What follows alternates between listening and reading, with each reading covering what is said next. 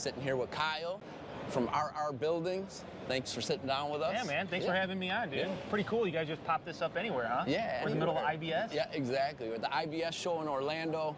Talking to you a little bit. You're an IT guy. Yeah, that's where I started. How'd you get where you are now?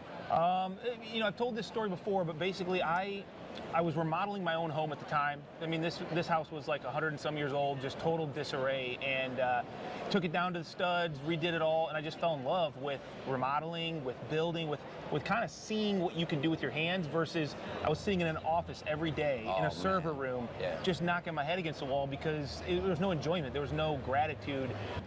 You weren't getting any results at the end of the day. Right.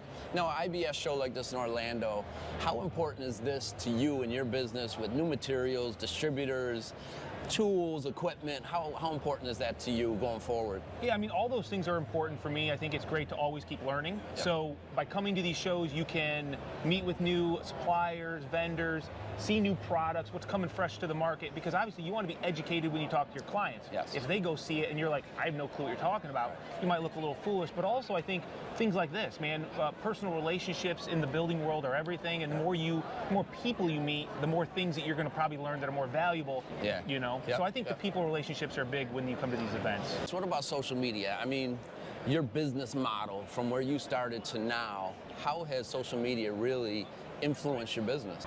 Social media started as a way to educate my potential client. That's all I cared about. I wasn't looking to get famous. I wasn't looking for anything. I loved taking pictures of my work because I was proud of it.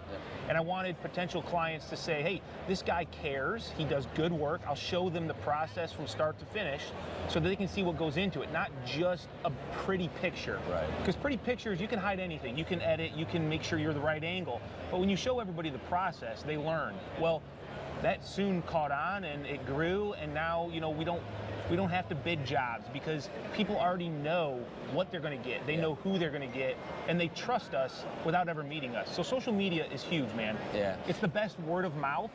You know, I know a lot in the building industry, or I mean pretty much any industry now is retaining employees. You have Greg, obviously. Where is Greg at, by the way? Sitting at home playing Call of Duty, man. Yeah. He's like, I'm with this guy enough. I don't need to go walk around and have people talk to him and ask him questions, you know? It's like, I can do that from home. Yeah, so the labor industry, it's hard to retain employees. You know, for all the contractors out there with that, how do you retain your employees, and how important it is to retain your employees? I mean, when you have an employee and you invest time in teaching them your methods, your systems, and they start to learn the way you operate and what you expect of them, you want to keep them. Yeah.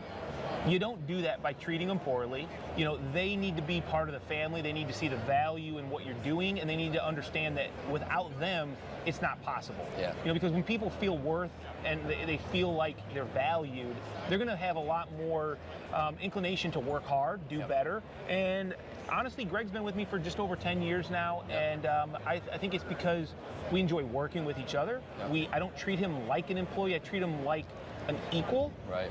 There's times where you have to obviously put yourself up here and say, hey, I am the boss, this is what we're doing, but you got to give them also the ability to make decisions, come up with ideas, and listen to those ideas, you know? If you had to take one tool, your favorite tool in building, what would it be? Ooh, buddy. You know, proficiencies, anything. What would be your favorite tool? I think it's my Martinez hammer, dude. Okay. Because with a hammer, you can do just about, you know, you can't do very many things without a hammer in the building trades like I do, and it's just a kind of a special tool for me. I feel like power tools, they come and go, they keep getting better, they break, whatever, but your hammer, that's kind of like that in your tool belt. Yeah. Those are like a carpenter's, you know, that's part of them. Yeah, it's almost like the archaic thing. Back in the cave days, they always had a hammer. That's right, man. Yeah. I would just like to thank you guys for tuning in. It's Kyle from RR Building. Check him out on his social media, Facebook, Instagram. Hey, thanks for having me on, Joe. Thanks, buddy.